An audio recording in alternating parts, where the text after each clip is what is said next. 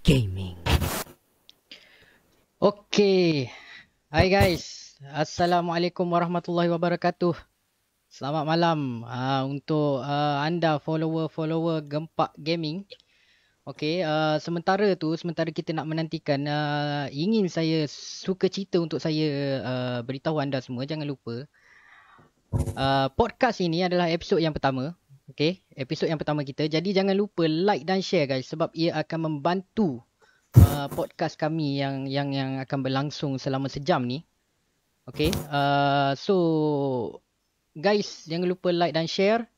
Okay, dan keduanya, sepanjang berlangsungnya podcast ini, jangan lupa anda juga boleh komen. Alright, dan kita di sepanjang podcast kita ini kita akan kita akan juga membaca komen-komen yang kita rasa patut di-up lah untuk kita berikan kepada tetamu kita. Dan hari ini tanpa melengahkan masa, okay, saya pun tak nak lengahkan masa lagi, saya memperkenalkan tetamu kita, iaitu Cikgu Fik, Cikgu Fik, maafkan saya. Oh, nervous ni. First episode untuk podcast. Saya memperkenalkan Cikgu Fik, alright? Ataupun nama pena yang digunakan dulu adalah Sang Kunang, alright? Cikgu Fik, aku tak nak cakap banyak sebab kalau aku nak memperkenalkan kau pun makan masa. Alright, so aku minta kau sendiri untuk memperkenalkan diri kau sendiri, alright? Sebab kita akan bincangkan tentang perlawanan semalam. Iaitu tajuk kita hari ni, UAE 4, Malaysia 0, pemain naturalisasi, malas berlari dan masalah pemilihan pemain. Itu tajuk kita hari ni. So, kita nak tahu juga, penonton-penonton pun nak tahu juga, siapa Cikgu Fik ni yang nak bagi credential apa. So secara ringkas lah, mungkin dalam 2 minit kau terangkan sedikit sebanyak kau punya background apa semua secara ringkas. Silakan Cikgu Fik. Okay, Assalamualaikum warahmatullahi wabarakatuh dan selamat sejahtera semua kepada penonton dan juga tim Gempak Gaming. First of all, terima kasih kerana jemput aku untuk first sesi podcast Podcast, ya. Terima kasih banyak-banyak kerana sudi jemput. Aku ni bukan siapa-siapa pun sebenarnya. Cuma peminat bola sepak macam korang semua jugalah. Jadi kalau dari segi latar belakang tu, Cikgu Fik nampak dalam tu admin buat dalam kurungan tu Sang Kunang. Sang Kunang tu kalau sesiapa yang bergiat yang mengikuti perkembangan bola sepak sekitar awal 2000 tak adalah, 2000 sekolah lagi, 2010, 2009, 2008 tu, waktu tu Sang Kunang ni agak famous lah. Masa tu kami melalui medium blogspot. Jadi zaman tu zaman blog. Zaman blog masa tu. Blog tu ada lagi tak? Blog tu alhamdulillah masih ada, cuma tak ada perkembangan terbaru lah. Oh, tak ada lah. Biar untuk kenangan zaman tua nanti. At least tengok inilah kerja sama-sama muda dulu. So teruskan. Selain daripada bergiat aktif dalam penulisan tentang bola sepak dalam blog, saya ni juga bergiat dalam forum. Masa tu kita ada forum paling famous dekat negara kita pada masa tu tentang bola sepak ialah harimaumalaya.com. Kalau dekat negeri-negeri semua ada lah. Negeri lain semua ada forum sendiri. Kalau kat Kelantan dia ada kelantan.net. Aku pun join juga kat situ. Kat Kedah dia ada hijaukuning.com rasanya. Aku join juga yang masa tu. Jadi peminat ni. Kat Perak dia ada group, dia ada HMC seladang.com ke lupa dah. Aku join juga. Jadi semua negeri ni aku masuk, jadi nak tahu info punyalah gila bola. Masuk negeri Perak, masuk yang forum Kedah, masuk forum Kelantan, dan HMC itulah yang mencetuskan idea Ultras Malaya, orang lain yang asaskan, bukan aku. Tapi aku ni antara grup yang pertama join dan kembangkan pada peringkat yang orang tak tahu lagi Ultras tu apa benda. Kalau menyanyi kat stadium pun orang akan maki. Orang akan paling muda, orang akan paling betul. Apa benda ni masuk stadium pun ya, orang nak tengok bola, korang duk terkinja-kinja menyanyi kan. Jadi itulah zaman-zaman dulu. Dan selepas habis zaman-zaman Sang Kunang tu, Cikgu Fik ni nama baru, nama YouTube. Boleh carilah Cikgu Fik channel dekat YouTube. Itu dalam proses nak bangkit balik, nak cerita tentang bola je dekat dalam tu. So buat dalam versi video pula lah. Versi video. Nak menulis pun blog orang dah tak tengok. Dah nak menulis yang platform lain pun macam dah malas Nak bercakap tak apa. Okay, Nak okay. menulis ni malas lah. So dalam konklusinya dalam masa yang terhad ni. Konklusinya, lepas ni tak ada siapa yang boleh mempertikai kau lah. Maksudnya, ni siapa nak cakap pasal bola sepak Malaysia? Boleh je mempertikaikan sebab semua orang ada hak bercakap. Zaman sekarang ni semua orang ada hak bercakap. Dan Okay. nak kata Maksudnya yang aku nak terangkan dekat sini. Okay, Cikgu Fik yang kita bawa khas ni. Beliau aktivis bola sepak tempatan. Alright. Dah lama lah. Okay, dah lama. Kalau masih ingat, kalau kau tak silap kau pernah beritahu aku. Zaman bola sepak Malaysia tu pakai penaja, semua penaja sama lagi, betul tak? Oh, zaman tu. Zaman tu Mujo ingat kan.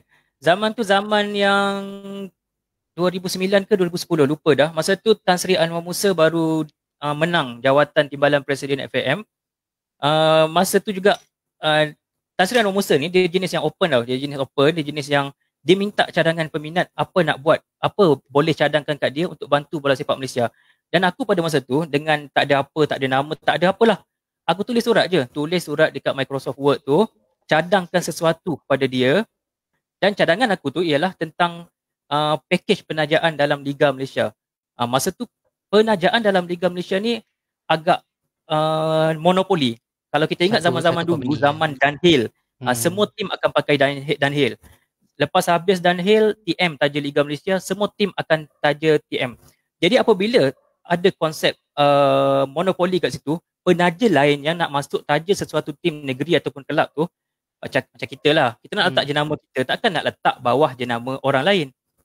TM lepas tu baru letak Gempak Gaming kat bawah tu. Tak nak, kita dah laburkan banyak. Jadi konsep tu lah yang aku cadangkan kepada Tan Sri Anwar Musa. Tan Sri Anwar Musa tak ingat dah aku kot. Dia menteri sekarang.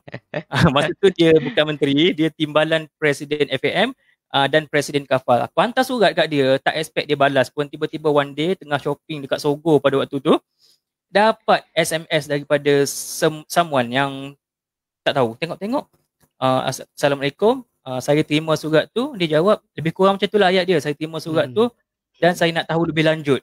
Dia nak tahu lebih lanjut. Lepas tu bawah tu Tan Sri Anwar Musa. Wah, terkejut. Oh, Tan Sri Anwar Musa reply surat aku dan nak tahu lebih lanjut. Bila nak tahu lebih lanjut, berlakulah sesi seterusnya, macam cadangan semua apa.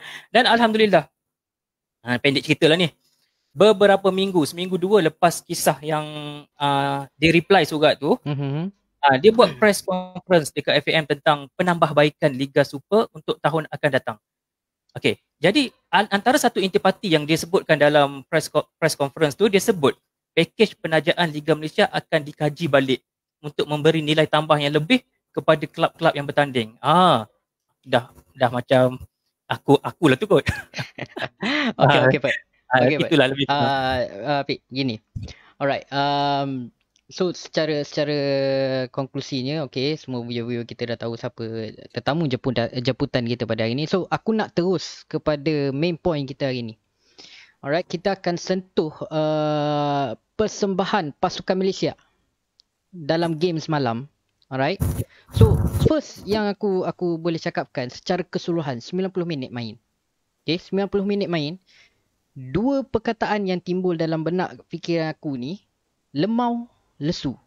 Tak ada benda lain untuk gambarkan benda tu. Lemau, lesu. Komen, Bik. Okay, lemau, lesu Lemau dan lesu. Lemau, lesu dan anti-climax. Bagi kita punya penantian ni lama. Last kita main dulu 2019, zaman tu sebelum COVID, kalau semua masih ingat, sebelum COVID datang kat muka bumi ni, masa tu kita memiliki squad yang orang kata mantap gila lah waktu tu. Mana tidaknya masa tu kita dah lalui peringkat kelayakan ni dekat KL, dekat Indonesia. Kita menang 2 kali lawan Indonesia. Lawan Thailand, siapa sangka kita boleh menang. Brandon Gunn score pada waktu tu. Aku masih ingat gol dia. Ya. Stadium masa tu penuh, tiket habis. Lepas tu lawan UAE dekat KL pun hampir menang. Hampir menang, betul? Bukan kata kena kitai lah, bukan kata kena bantai. Maksudnya bukan satu pasukan yang sangat berbeza dengan apa yang kita tengok semalam. Ya. Walaupun ada pemain yang sama. Ya, selepas era 2010 yang kita menang Piala AFF tu, tahun 2019 tu lah pasukan yang paling kuat kita pernah ada.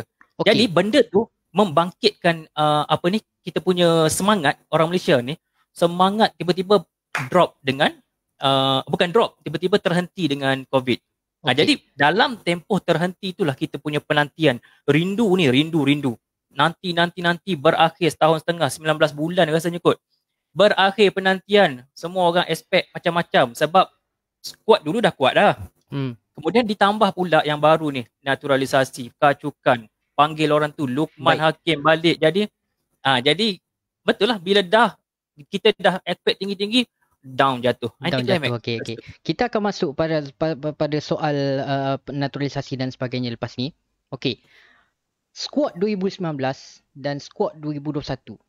Sebelum, dan kita tahu perlawanan lawan UAE ni aku tak meletakkan harapan yang tinggi sebab rekod kita dengan negara Arab pun tak berapa cantik.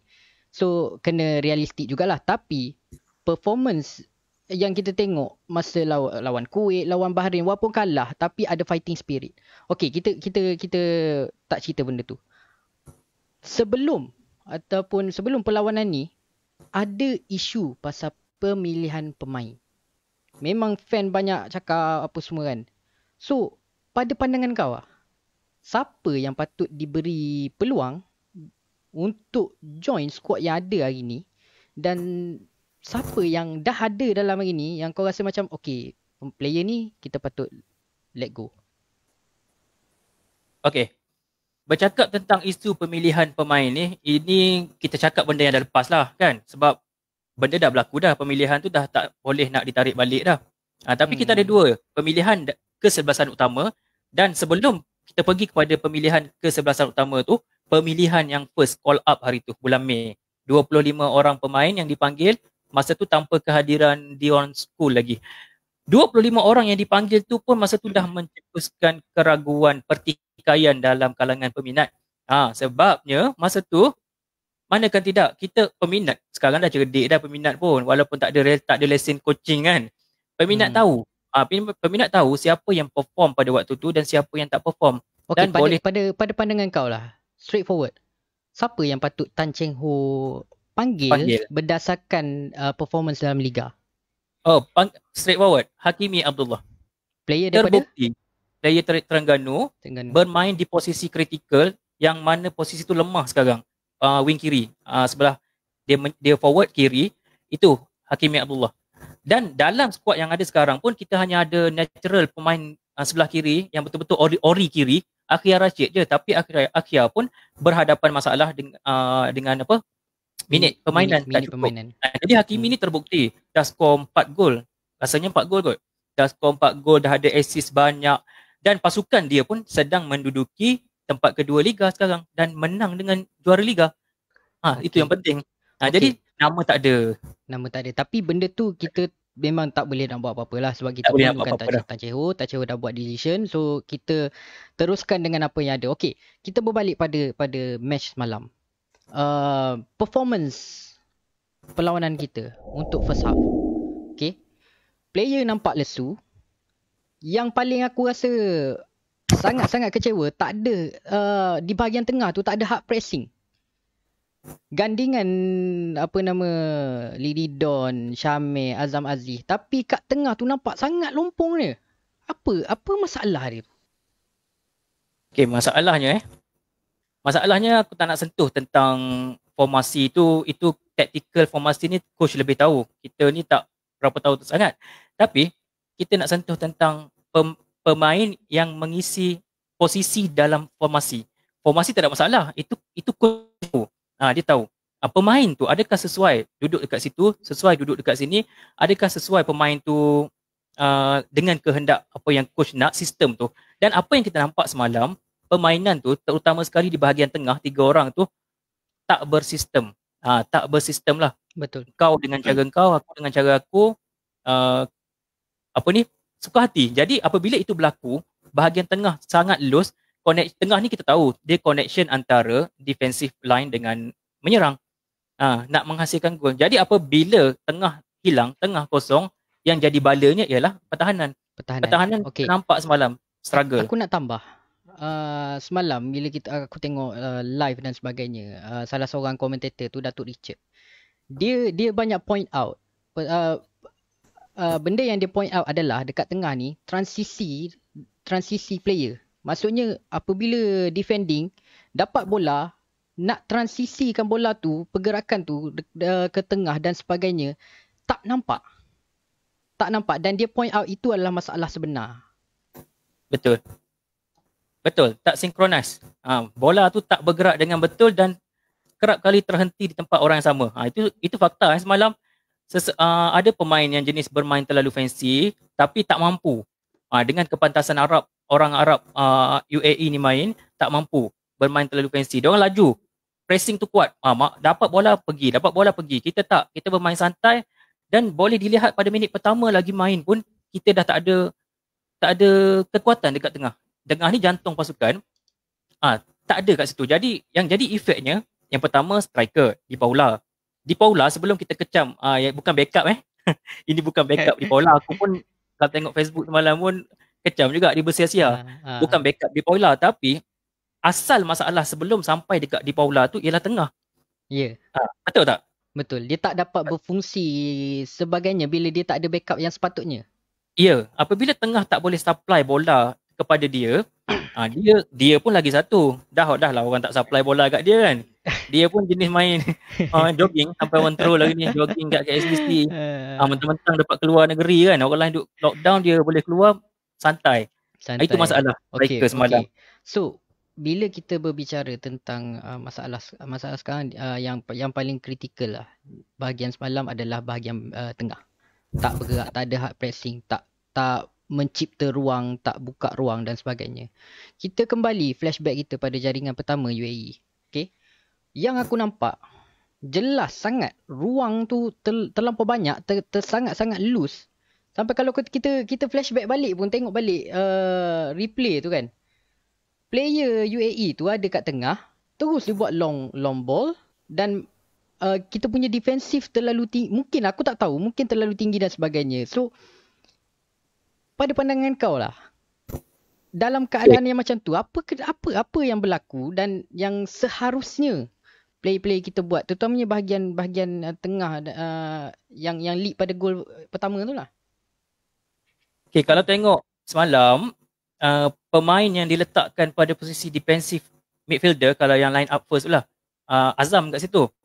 Azam ni, tak tahu lah, ini pandangan aku lah. Azam ni kalau dekat Pahang beberapa tahun sebelum ni pun memang dia bukan duduk dekat situ, dia playmaker. Tapi semalam game tu dia ada kat situ. Itu keperluan tactical, coach lebih tahulah.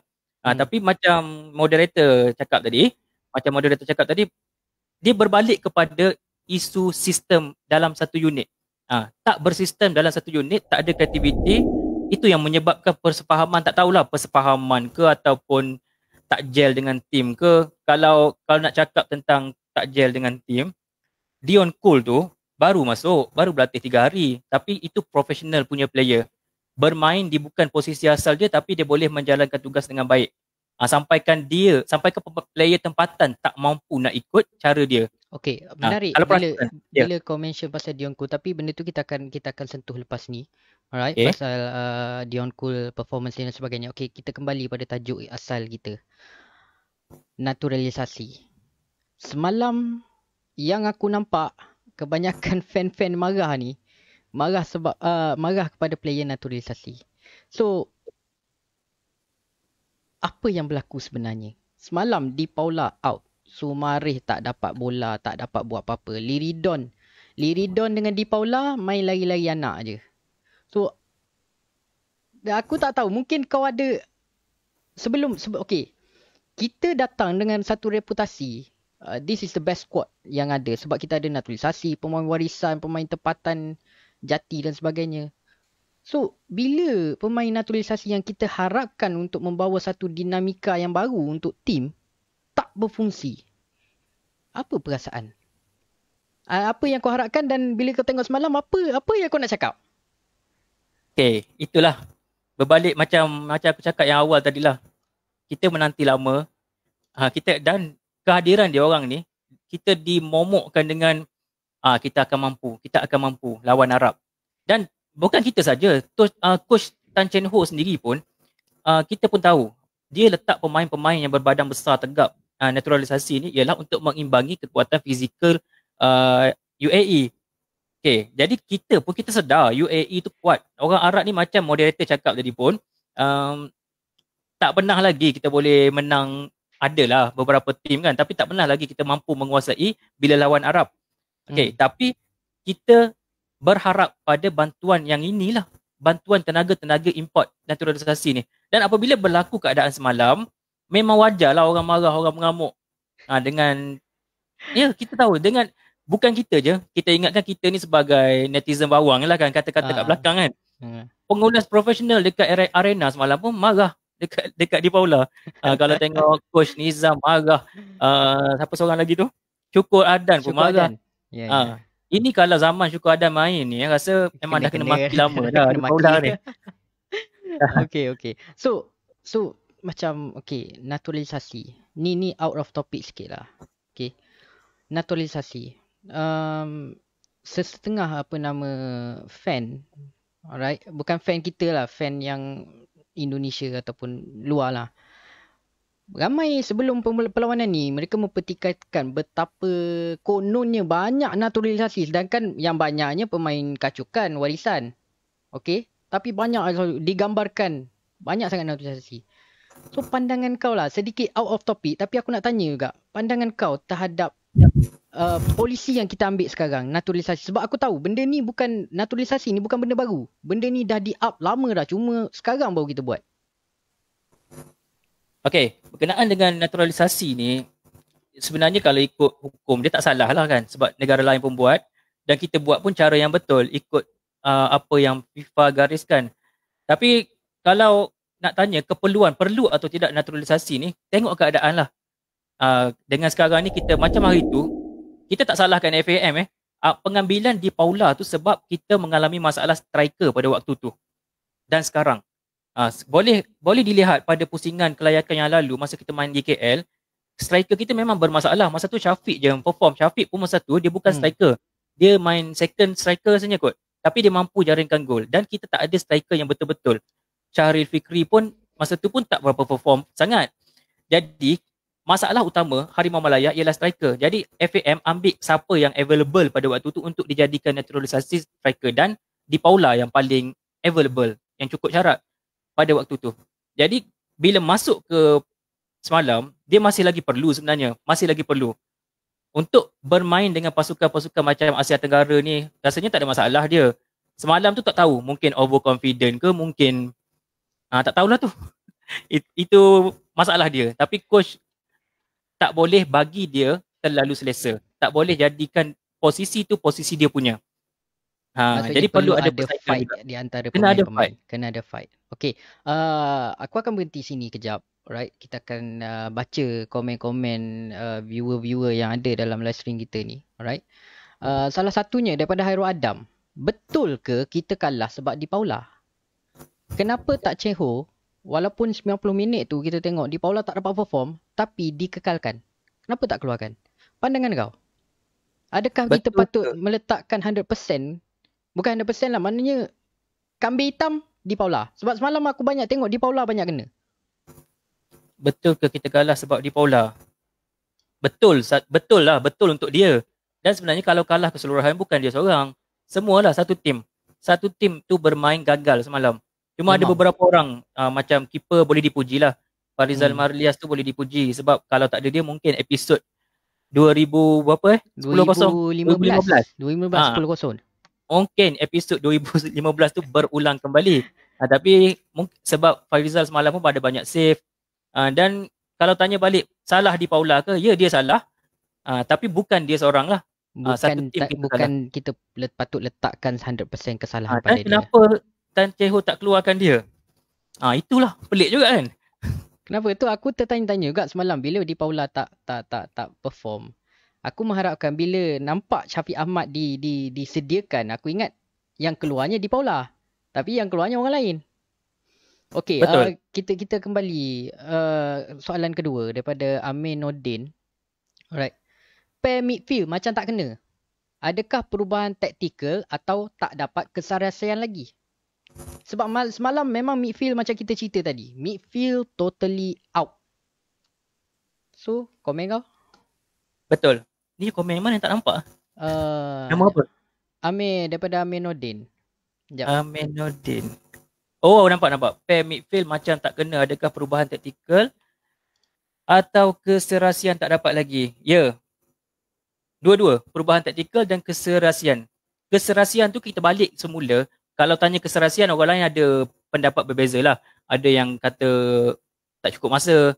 Ada yang cakap keserasian kan. Bagi aku, kita nak letak tengah tu, aku nampak tengah sekarang ni bukan 3 orang tu je. Aku nampak tengah sekarang ni termasuk yang kiri dan kanan. 3 orang tengah. Syamil, Liridon dengan Azam. Dan aku masukkan sekali 2 orang lagi. Sumareh dengan Sapawi. Okey, kita akan cerita pasal Sumareh dengan Pawi dalam lepas ni secara detail. Okey, secara detail kita akan lepas ni. Alright, aku teruskan. Alright, mana lagi kita baca. Okey guys, viewer yang saya hormati sekalian, anda boleh komen dan insyaAllah kalau admin kita sempat akan pin komen. Alright, saya akan pilih. Okay, kalau terlepas tu saya minta maaf sebab komen naik. Terima kasih saya ucapkan. Satu komen Dion Cools. Okay, Dion Cools kita akan sentuh Fani. Alright, kita akan sentuh selepas ini. So sabar dulu. Okay, Syafiq Tajuddin. Aku boleh pin tak komen dia? Pin komen. Sekejap Alright, ni menarik juga. Taktikal kita totally out. Kita tak ada persefahaman antara pemain. Gameplay hancur, tak ada create peluang bahaya kat gawang. Lawan Tan Cheng Ho buat mistake letak player di posisi yang salah. Area midfield tak boleh baca game. Komen. Okay, Tan Cheng Ho buat mistake letak player yang di posisi yang salah. Macam yang aku sebut tadi, yang mula-mula tadi, first half dah nampak dah Azam Aziz tu diletakkan di defensive mid kan. Itu yang aku nampak lah. Orang lain punya pandangan tak tahulah. Profesional punya pandangan tak tahu. Tapi yang aku nampak Azam Aziz memang tak boleh bekerja di situ. Posisi DM tu, dia ke bawah. Okay. Kemudian posisi yang salah lagi kita nampak apabila berlaku pertukaran pemain. Syafiq Ahmad tu, yang itu tak nak komen. Nak komen yang Lukman Hakim. Posisi yang salah. Okay. Lukman masuk pada minit ke dah 60 ke 70. Lewat dah second half. Lukman masuk tu, aku expect bila nampak muka Lukman disediakan, ingatkan dia akan masuk ganti di Paula. Rupa-rupanya dia ganti Azam Aziz, diletakkan di bahagian kiri. Ganti tempat Azam Aziz kat tengah. Tapi dia kena pergi ke tepi kiri. Jadi kalau Azam Aziz ada, Azam boleh supply bola dekat dia. So maksudnya Lukman semalam, okay, kau bagi tahu aku, semalam Lukman hanya 4 touches je dapat Betul 4 touch. 4 touch sahaja. Dan masuk 1 try. 4 touch sahaja. Maksud apa yang kau cuba cakap ni, kalau Lukman diberikan ruang yang sepatutnya ada orang supply bola dekat dia, maksudnya dia pun boleh perform dengan better lah. Mungkin boleh, tapi mengikut semalam. Kalau nak tanya perform better, bagi aku kalau 90 minit belum masanya lagi lah Lukman. Tapi dia boleh perform better kalau masuk macam minit yang semalam, 60 ke atas macam tu, dan diletakkan di posisi yang betul kat tengah macam tu. Dengan syarat ada supply lah. Sebab semalam bila dia duduk ke tempat kiri macam tu agak struggle, dan pada pandangan mata penonton semalam, Lukman macam fail kan? Macam gagal macam lah. Tak bergerak.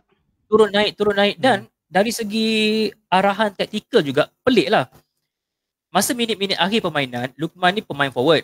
Kalau siapa perasan masa tu, Dion Cool naik untuk ambil corner, nak bantu corner.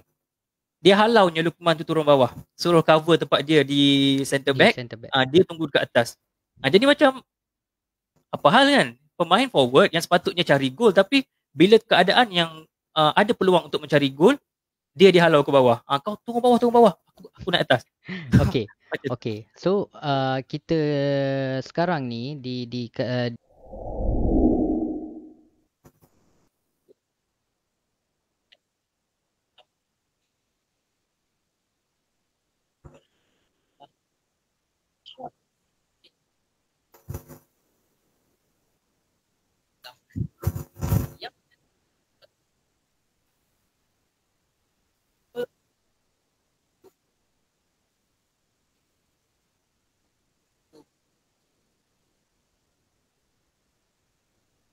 Okey lah, posisi ni pun analisis yang ditunjuk ni pun menggambarkan apa yang berlaku semalam lah. Tanpa kita tengok game semalam, tengok yang ini pun 29% penguasaan adalah satu penguasaan peratus yang sangat rendah, menggambarkan betapa lemaunya lah tim kita. Betapa lemaunya tim kita apabila kita hanya berjaya dapat 29%. Satu peratusan yang kecil, yang sangat rendah. Okay, jadi itulah apa yang nak cakap pada analisis ni pun sama macam yang kita dah cakap sebelum ni. Okay. Unit pun dah gagal. So kita kembali kepada segmen kedua ni. Okay, segmen kedua aku akan sentuh pasal setiap bahagian yang bermain semalam. Okay, setiap bahagian yang bermain semalam. Alright. Penonton rasa tak ada masalah dengan audio Kalau ada masalah tolong komen Alright. Ada yang komen tak dengar suara, bos? Tak dengar suara. Sekarang rasa dengar kan? Sebab aku check OBS aku okey. Alright. Okey, dah. Baik. Kita akan sentuh pasal setiap bahagian yang bermain semalam. Walaupun komen awal aku mengatakan performance Harimau Malaya semalam lemau lesu, tapi aku kena bagi kredit juga dekat Farizal. Prestasi Farizal Malias walaupun bolos 4 gol, tapi kalau macam kau cakap tadi kalau dia tak memainkan peranan yang sepatutnya, kita mungkin bolos banyak lagi. Anything you want to say about Farizal? Setuju. Macam yang disebutkan tadi, tak ada dia semalam mungkin 10 gol lagi ataupun lebih ataupun kurang. Tapi agak disaster lah. Selepas minit ke 83 yang itu 83. lagi teruk. Jaringan kedua 83. Yang itu memang tak ada apalah. Jatuhnya semangat apabila kena gol kedua, dah kena gol ketiga, gol keempat macam let go je lah. Tapi sebelum minit ke 83 tu Farizal memang beraksi cemerlang, banyak menafikan percubaan-percubaan on target daripada UAE. Okey. Tu boleh pujilah. Boleh puji. Aku pun setuju dengan pandangan kau yang mana Farizal semalam kalau untuk pasukan Malaysia kita boleh, walaupun dia bolos 4 gol, tapi aku rasa untuk pasukan Malaysia dia man of the match lah. Sebab dia banyak melakukan save dan nampak semalam dia antara beberapa pemain yang kita kata apa, yang bersemangat. Orang lain semua dah lesu, tapi aku expect bila Farizal melakukan save yang banyak tu, semangat makin naik tapi tu lah susah. Okey, kita ke segmen seterusnya, defensive line. Okay, defensive line. Aku ada nampak tadi ada orang mention pasal Dion Cool. Okay, so kita akan cakap pasal Dion Cool di defensive line. Pada pandangan aku, daripada minit pertama sampai minit ke 82 tu, gol jaringan kedua tu, except untuk jaringan pertama mistake daripada player. Okay. Setuju tak bila aku cakapkan walaupun Dion Cool, dia ni kalau ikutkan dia baru di call up, keserasian mungkin tak dapat. So tapi semalam pada aku dia berfungsi dengan baik walaupun itu bukan posisi asal dia. Komen? Okay, betul. Kalau tanya secara peribadi sebelum game ini bukan komen selepas game. Aku secara peribadi sebelum game memang mengharapkan Tan Chen Ho letak Dion Cool ni dekat posisi pertahanan kanan asal dia. Ataupun kalau tak nak kanan, kalau tak naklah kacau tempat Mat Davis tu, dia boleh ada option kedua. Dia boleh naik ke atas wing kanan. Sebab kalau ikut statistik, tadi aku terbaca yang The Vocat ada buat. Pernah tengok tak The Vocat ada buat? Penampilan Dion Cool di Eropah untuk musim ini, di pertahanan kanan dia ada buat 47 penampilan. Ini The Vocat boleh check dekat The Vocat FC. Dekat wing kanan, midfield kanan RM, dia buat 38 penampilan. Dekat back kanan 47, dekat midfield kanan 38. Dekat CB center back 3 penampilan sahaja. 3 penampilan ni pun mungkin ganti kot. Dan lebih banyak dia bermain di posisi kanan. Atas kanan. Dan kalau tengok dia punya mentality semalam pun dia lebih kepada mentality menyerang, dia bukan bertahan. Aku perasan juga. Dia ada satu masa tu aku tak tahulah, mungkin dia dah tak tahan. Dia Tak naik tahan. lepas tu kena tackle. Dia tak tahan. Dia naik. Itu yang aku dah sebut tadi, sampai dia halau Lukman suruh turun, dia naik. Jadi dia tak tahan. Last. First half mungkin dia ada rasa macam takut-takut lah, baru join team baru kan. Ramai senior kat dalam tu. Jadi second half tu dia tak tahan, dia naik. Tapi Jadi apa? secara menyeluruhnya, aku tak tahu, mungkin ni efek pemain Eropah yang ada pengalaman di pentas Eropah lah. Dia tak nampak gagap tau. Dia tak nampak nervous. Maksudnya dia tahu peranan yang patut dia mainkan dalam game semalam. Professional. Ya. Professional. Okay. Dia macam, aku tertarik dengan satu komen dari Hafizal Hamad semalam. Dia ada cakap situasi dia sama macam pemain import yang kita ambil Liga Malaysia. Datang baru 1 hari, kita paksa main terus dan perform macam Pahang buat itu. Hidalgo nama. Oh, yang Argentina tu. Yang Argentina tu, yang kecil tu. Jadi itulah profesional. Masuk mana-mana, cuaca macam mana pun boleh main. Bukan alasan tak gel dengan tim. Itulah yang Dion Kul buat semalam. Sampai minit ke 93 pun dia cuba lagi nak cari gol dan hampir-hampir kan. Hampir-hampir last minute tu. Last minute. Jadi bagi aku, kalau tanya Dion Kul ni, dia punya penyertaan dia positif lah. Positif untuk kita, dan umur masih muda, boleh pakai lama lagi. Dia kalau tak silap aku 24 kan?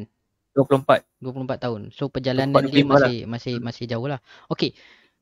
Beralih ke bahagian saya, kiri dan kanan. Corbin, Matt Davis. Performance malam yang aku tengok, Matt Davis okey lah. Ada fungsi. Bergerak juga. Tapi aku patut bagi kredit juga pada Corbin. Sebab dia turun naik. Nampak macam dia seorang yang bersungguh-sungguh tau. Yang ada fighting spirit. Kau rasa macam mana? Corbin antara Corbin yang apa, semangat dia tu kuat lah, Corbin ni. Kita tengok posisi dia pun pertahanan kiri, tapi dia lebih banyak membantu, selain daripada membantu pertahanan, dia banyak membantu bahagian serangan sebelah kiri. Itu memang dia punya kepakaran, bawah atas naik. Sebab apa dia buat macam tu? Sebabnya berbalik kepada yang kita komen tadi, kita tak ada original player yang bahagian kiri. Betul tak? Betul. Kita tak ada player yang original bahagian midfield kiri, menyebabkan yang bawah kena buat kerja banyak. Sumareh bukan kiri, Sumareh kanan, Safawi kanan. Dia orang ni berkongsi posisi yang sama, cuma di arah berkorban. Saling tukar-menukar. Dua orang tu. Pure left tu tak ada semalam. Tak ada, pure left. Okay. Tetap nak cakap ni juga, Hakimi juga. Mungkin kalau mana-mana media yang tengok kita ni boleh sampaikan dekat Tajeho. Okay. Nak Hakimi juga. Cuba Hakimi. Okay. Alright. Next, bahagian tengah. Tadi kita dah banyak ulas lah. Okay, sikit je aku nak ulas. Okay.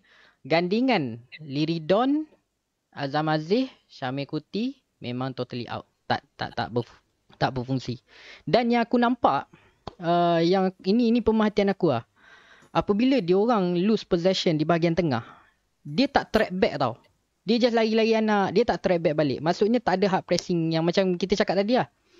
Dan aku semalam bila tengok keadaan macam tu bahagian tengah, automatik, aku tak tahu kenapa, automatik dalam kepala aku ni yang keluar adalah Brandon Gunn. Sebab aku tahu Brandon Gunn, sekarang dengan match fitness kita tak cerita lah. Tapi 2019, gameplay Brandon Gunn, bila dia yang turun naik kan.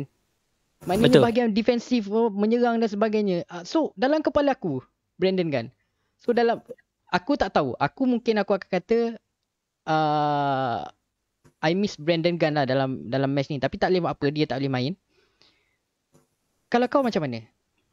Betul. Kita semua rindukan. Malah Tan Cheng Ho pun merindukan Brandon Gunn. Tapi nak buat macam mana, tak boleh main. Kalau nak tengok betapa Tan Cheng Ho ni rindukan Brandon Gunn, tengok game persahabatan terakhir masa kita lawan Bahrain tu. Perancangan asal Tan Cheng Ho untuk game tu tak nak libatkan Brandon Gunn sebab game tu memang disediakan untuk game lawan UAE. Ibarat Bahrain tu jelmaan UAE. Tapi Tan Cheng Ho pun tak tahan. Tengah ni tak boleh buat kerja. Tengok second half terpaksa memasukkan Brandon Gunn. Walaupun Brandon Gunn tak disediakan untuk game tu. Game tu memang bayangan game UAE. Tapi dekat game tu pun kita dah nampak betapa tak boleh buat kerja kat tengah tanpa Brandon Gunn. Brandon Gunn ni masuk dia terus ada kesegeraan urgency. Urgency. Kesegeraan. Masuk dia tu terus ada. Naik. Brandon. Dan memang itulah benda dah berlaku semalam. Dia pun tak boleh main. InsyaAllah Thailand dengan Vietnam ni rasanya keadaan akan berubah lah. Malaysia ni macam ni. Malaysia memang macam ni. Dia first game selepas berehat lama dia akan jadi teruk macam ni. Kalau engine siapa lambat tengok, panas. kalau siapa ingat peristiwa 2010 yang kita menang Piala Suzuki AFF tu, first game apa jadi? Kita kalah dengan Indonesia. Indonesia kalah besar dengan Indonesia. Kalah besar, 6 ke 5 lupa dah, tapi kalah besar dengan Indonesia. Tapi second game terus bangkit. Tapi itu cerita AFF. Tapi untuk cerita pusingan kelayakan ni memang kalau kita bangkit pun dah terlewat lah. Untuk sasaran Piala Dunia tu dah terlewat. Cuma kita boleh fokus untuk inilah Piala Asia. Piala Asia masih berpeluang. Tapi walaupun cakap dah terlewat, Piala Dunia pun apa-apa pun boleh berlaku. Sebab kita tak tahu, mungkin Indonesia lepas ni akan cerita lain. Jadi apa-apa boleh berlaku. Bola tu bulat. Okey. Bahagian serangan. Performance Pawi dengan Sumareh, dua player yang kita harap-harapkan. Okey, semalam tak menjadi. Pawi tak tahu, mungkin sebab match fitness dia apa semua, mungkin tak boleh salahkan. Tapi dua orang ni tak berfungsi. Boleh dikatakan tak ada chance creation pun daripada dua orang ni. Betul. Komen aku lah nak rujuk kepada komen Khairul Izahar dengan Tuan Muhammad Syahidan tu. Itulah jawapannya. Safawi dengan Sumareh, even di kelab dia sendiri pun dia dah diketepikan oleh pemain muda Arif Aiman. Dan yang lagi menarik, Arif Aiman ada bersama pada squad kali ni. Squad kali ni kan? Ada. Tapi di kelab Arif Aiman nombor 1, Pawi tu dah terkeluar sebelum pilihan Mora ni kita cerita dekat JDT Pilihan Mora sekarang ni wing kanan tu milik siapa ni? Arif Aiman. Kalau Arif Aiman keluar pun Safawi masih perlu bersaing dengan seorang lagi yang meningkat naik, Ramadan Saifullah. Jadi betul. Prestasi Safawi sekarang off form. Terlalu teruk selepas dia balik dari Portugal ni dan dia ada injured kot hari tu. Dan nak dapatkan Safawi yang 2019 tu sekarang kita tak nampak. Sama juga dengan Sumareh. Sumareh pun sama. Selepas kontroversi dia dengan Pahang dulu, Pahang, lepas tu dia keluar ura-ura nak pergi Selangor, nak pergi JDT, lepas tu singgah transit dekat Polistero Thailand. Dekat Polistero Thailand pun Sumareh bukan pilihan utama coach pada waktu tu. Dia pinjaman. Balik ke JDT lagilah. Posisi dia tu Cabrera yang ambil dekat JDT. Jadi itulah, betul lah. Setuju dengan komen-komen tu. Pemain-pemain ini tak ada match fitness yang cukup untuk menghadapi perlawanan peringkat antarabangsa. Liga tak ada, Liga dia tak main, tapi dibawa untuk menyediakan untuk disediakan untuk match yang lebih lagi besar, international. Nak buat friendly banyak-banyak tak boleh sekarang zaman COVID. Jadi itulah, ambil yang berdasarkan orang kata sandarkan kepada kenangan. Sandarkan kepada kenangan. Dia okey. Kita cerita bahagian tengah tak berfungsi. Bila tak ada orang supply bola kepada Pawi dan juga Sumareh, dan malangnya semalam mereka pun tak berfungsi dengan baik. Bila tak berfungsi dengan baik, the next cerita kita, Guilherme de Paula ataupun nama timangan yang dapat daripada fans Malaysia ni, Zulhelmi. Datang dari mana-mana Zulhelmi. Alright. Zulhelmi, Guilherme de Paula. Bila 3 serangkai kat depan ni tak berfungsi, semalam macam aku cerita tadi lah, fans banyak keluar daripada wall, dalam wall aku ni, Zuhemi, sampai ada orang letak dekat Shopee. aku macam teruk sangat ni. Possession out, berlari-lari anak. Last semalam tadi pun kau dah cerita pasal Zuhelmi ni, Guilherme ni, tapi ni last untuk kau bubuh pasal di Paula ni. Nak cakap pasal Zuhelmi ni penat dah sebenarnya. Jadi aku nampak je lah. Aku nampak Fik. Aku nampak semalam ada kawan aku, dia up satu status sengaja Perak lepaskan Zuhelmi supaya Malaysia tahu apa yang berlaku sebenarnya. Itu orang Perak memang geram betul kat dia. Okey, komen. Okay, Zulhemi. Prestasi terbaik dia masa dekat Perak pun masa dia lawan JDT je. Dia skor 2 gol masa tu. Itu je performance terbaik dia. Kemudian tapi dia masa tu pun dah dalam proses disediakan untuk naturalisasi, dah hampir siap dah. So tak ada masalah lah. Memang kita mencari striker import. Dan untuk kisah semalam, dari segi komen positifnya dia tak dapat supply yang baik. Okay, tak dapat supply yang baik dari pemain tengah. Itu yang positif. Kalau yang kita nak hentamnya memang betul-betul patut kena hentam lah. Basic football. Bila dapat hantaran yang baik, macam satu hantaran tu yang dia buat tandukan kan. Gol sebelah sini, tanduk sebelah sana. Itu basic. Itu basic. Yes. Sedangkan pada waktu dia tak ada challenge pun. Tak ada challenge, tidak diasak pun. Jadi itu memang itulah orang tanya, kau ni main bola ke pergi melancong? Itulah. Okay. Alright. Kita akan baca komen-komen. Satu komen yang menarik yang admin pin dekat sini. Okay. Daripada Ihsan Arifin, kawan kita juga ni. Okay, Ihsan Arifin. Tolong rungkaikan kenapa bila kita pegang bola sekejap sangat, pas bola tak tertu hala, apakah masalah dia? Gemuruh. Adakah nervousness tu yang menjadikan player-player kita tak bersedia? Komen kau. Okay, nervous tu ada yang pertama. Memang masalah kita daripada dulu lagi apabila kita jumpa dengan tim-tim Arab ni, kita akan ada masalah terlalu menghormati lawan. Tapi itu tak berlaku masa kita lawan UAE di KL dulu kan. Kita tak hormat pun UAE masa tu. Tapi ada yang cakap UAE pada masa tu berada dalam keadaan yang kehilangan beberapa tonggak. Macam Omar Abdul Rahman pun tak ada kan? Omar Abdul Rahman. Jadi pada waktu tu, di samping kita bermain di tempat sendiri. Satu hal lah. Tapi apabila kita bercakap tentang game semalam yang mana pegang bola sekejap, itu masalah confident dengan bola tak ada satu. Balik, aku memang suka, apa-apa pun aku akan salahkan balik kepada minit permainan. Confident ni dia akan datang dari minit permainan. Kalau dah minit, tak kelab main berapa minit, tak sampai, ada player statistik yang kita tengok tu, permainan dekat kelab dia tak sampai 90 minit pun. Sedangkan Liga Super dah berlangsung berapa ratus minit dah. 800 minit, 1000 minit kot. Dah berlangsung banyak. Macam kalau tengok statistik yang The Vocats buat tu, pemain paling banyak minit dalam skuad kebangsaan sekarang ni ialah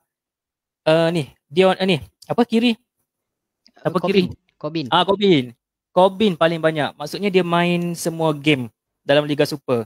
Yang lain ada yang minit tak sampai 70 pun dipanggil. Sedangkan posisi tu penting. Itulah berbalik kepada minit.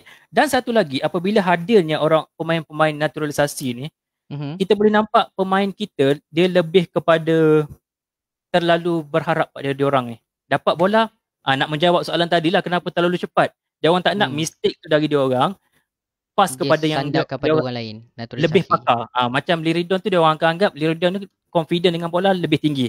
Boleh gentil, boleh pegang lama bola. Jadi itu yang berlaku semalam. Itu yang menjawab kepada soalan kenapa dapat kejap-kejap pas. Itu aku rasalah. Aku ada satu komen ni menarik. Mungkin menarik daripada viewer. Okay, daripada Najib Zamri. Try Dion Cools main defensive midfielder pula. Lepas ni Azam dengan Brandon tengah. Tak payah mainkan Macdon dengan Di Paula untuk first 11. Tukar Di Paula dengan Syafiq Ahmad. Tukar Luqman, Arif, masukkan Arif Aiman. Okey. Menarik sebab bila dia mention Di Paula tukar dengan siapa tadi, Syafiq Ahmad. Semalam bila Syafiq Ahmad masuk, kita nampak bukan urgency satu pasukan, tapi Syafiq Ahmad cuba macam bersemangat tau main semalam. Dan kalau aku tak silap, dia ada satu cubaan yang daripada tengah Syafiq Ahmad. Komen kau kalau kata okey Di Paula out, masukkan Syafiq Ahmad. Sedia tak Syafiq Ahmad? Bagi aku kalau untuk menghadapi perlawanan dengan tim Asia Tenggara, Di Paula masih lagi berguna. Dia bukanlah sampah seperti yang orang cakap boleh jual masih semua tu. Masih berguna. Tahu lepas ni dia bangkit kan? Masih berguna sebab aku masih lagi berpegang kepada minit permainan. Walaupun Syafiq Ahmad dia masuk tu urgency, itu waktu yang sesuai untuk dia masuk. Ha. Betul, dia perform pada waktu tu. Kalau dia diletakkan di peringkat awal, aku rasa sama je macam semalam. Sebab Syafiq Ahmad, dia sama geng dengan geng-geng yang tak cukup minit ni. Syafiq Ahmad, Sumareh, Pawi, geng-geng ni semua tak cukup minit. Aku memang daripada awal lagi, memang tak setuju pemain yang tak cukup minit ni diberi lebih ruang di peringkat nasional. Okay. Satu lagi yang dia ada sebut tadi tentang Dion Cole bermain di defensive mid. Okay, Dion Cole bukan pemain defensive mid. Dia kalau nak tukar posisi pun dia kena kembali ke posisi asal dia, iaitu right back ataupun naikkan ke atas ganti Pawi. Sekurang-kurangnya boleh menyerang, boleh hold bola, boleh rembat jauh, boleh challenge body. Memang berguna dia. Dia dah terbukti kepakaran dia di bahagian kanan. Why not kita guna fully utilize dia punya kepakaran tu di kanan. Mark Davis tu pandai-pandai lah usaha nak rampas balik tempat. Ni mungkin last komen daripada viewer yang aku pick. Agak panas juga, tapi benda ni kalau kita tak komen pun tak apa kot. Aku hanya share. Daripada Khairul Azhar. Khairul Izhar, maafkan saya. Satu lagi, ada kemungkinan tangan gaib yang menyusun atau player dibawa oleh Tan Cheng Ho. Amat mustahil coach yang lama bergelumang dengan Liga Malaysia tak tahu player mana yang tengah perform. Seperti player dari klub Ganu Penang. Ada tangan gaib. Tangan. Sebab tangan tu gaib kita pun tak tahu. Kita pun tak tahu kan. Kita pun tak tahu nak komen. Itu belakang cerita lah. Benda yang kita tak tahu, tak berani lah nak cakap kan. Cakap jadi fitnah pula. So untuk saya rasa dah menjawab kot yang itu. Tangan gaib tu. Okay. Tangan gaibnya ada sekarang ni. Di belakang Tan Cheng Ho tu ada barisan kejurulatihan. Yang 3-4 orang itulah tangan gaibnya. Dia orang ni hak memilih pasukan kebangsaan. Bukan Tan Cheng Ho seorang yang nilai. Jadi barisan kejurulatihan ni, itu tangan gaib. Kalau tangan gaib yang di luar tu saya tak tahulah. Tak tahu, kita tak pasal benda tu. Okay. Alright. Sebelum kita ada dalam 8 minit lagi sebelum kita tamat persiaran. Sembang punya sembang. Air pun tak minum. Dah nak dekat sejam. Okay. Sebagai penutup. Kita saksikan di skrin sekarang ni. Carta kumpulan pasukan Malaysia. Saya bacakan dengan secepat mungkin. Vietnam mendahului kumpulan G dengan 11 mata. UAE, Thailand, Malaysia sebenarnya berkongsi mata, 9 mata. Dan hanya yang membezakan ketiga-tiga pasukan ni adalah jumlah jaringan. Perbezaan jaringan saja. Okey. Cikgu Fik. Ya. Melihat pada situasi tadi. Peluang ke apa? Peluang kita untuk bangkit menentang Vietnam dan Thailand. Dan jujur, saya rasa ramai fan-fan pun tahu bukan senang. Terutama kita nak menentang Vietnam. Vietnam ni dah move forward banyak step daripada kita. Bukan senang tapi tak mustahil. Okey. Peluang Harimau Malaya untuk bangkit next game, dan pada pandangan kau, apa yang seharusnya dilakukan oleh Tan Cheng Ho pada next game? Next game. Saya rasa next game ni Brandon pun dah kembali. Saya rasa tengah dah akan lebih selesa lah, akan lebih kreatif macam sebelum-sebelum ni. Cuma itulah, kalau nak tanya apa yang Tan Cheng Ho perlu buat, Safawi tak perlu ada lagi untuk first. Sebab Safawi dah diberi peluang sejak lawan Kuwait, lawan Bahrain. Kat situ pun dah nampak, coach pun sepatutnya lebih tahu. Kat situ pun Safawi memang sedang mengalami masalah penurunan prestasi. Jadi nak mengharapkan Safawi 2019 hadir balik agak mustahil buat masa ni, kecuali tak tahulah lawan tim dari Asia Tenggara tak tahulah. Tapi untuk kalau tengokkan keadaan semasa dia yang 2-3 game ni memang dia totally off form. Jadi pendapat aku, gunakan yang sedang perform dekat kelab dia sekarang ni, Arif Aiman. Arif Aiman perlu masuk awal. Kita dah ada Brandon dekat tengah nanti. Yang lain tu tak ada masalah. Cuma Dion tu boleh try lah. Hantar ke tempat sepatutnya kanan tu. Sebab kalau nak ganti, kalau Tan Cheng Ho kata bahagian center back ada masalah, saya rasa tak ada masalah. Dominic Tan dekat Thailand, dekat Liga Thailand pun dia main dengan agak kerap juga. Dominic Tan.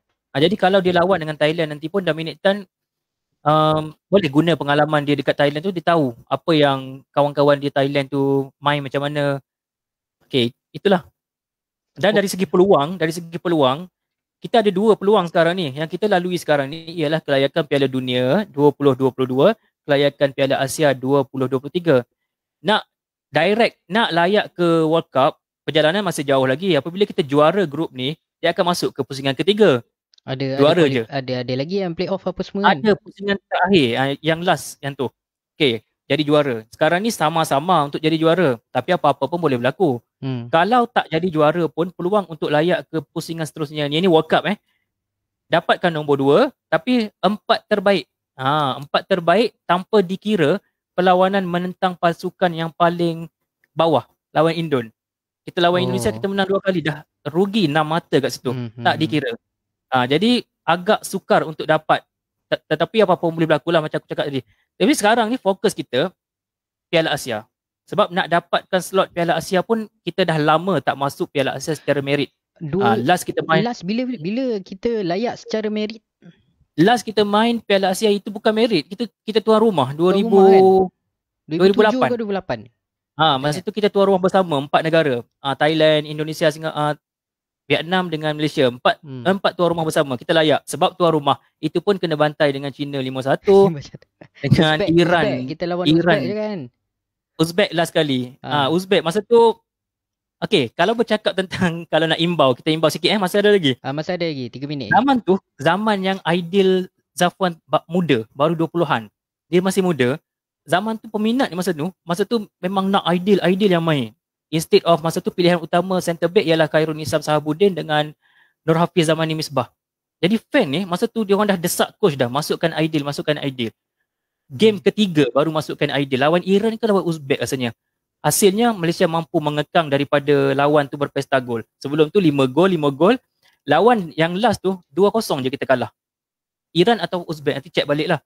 Masa tu ideal dia diberi peluang dan memang perform habis lah. Siap berani naik atas nak skor gol masa tu pun orang dah mempertikaikan pemain-pemain ni, apatah lagi 10 tahun selepas macam sekarang ni. Peminat, walaupun peminat yang kata tak ada lesen coach, peminat ni pun ada betulnya juga. Kalau tak betul, terbukti Brandon Gunn kalau ingat, coach tak panggil 2018 tu. Coach tak panggil, tapi Brandon Gunn dah perform well dekat Perak.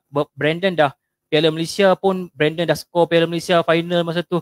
Tapi peminat ni sampai buat hashtag masa tu, Brandon for national team, Brandon for Malaysia. Ramai orang buat masa tu. Akhirnya Coach Tan tunduk kepada desakan peminat, ambil masuk. Hasilnya macam kita tengok sekarang Brandon macam mana. Okay, so secara konklusinya, kita masih ada harapan untuk layak. Masih ada.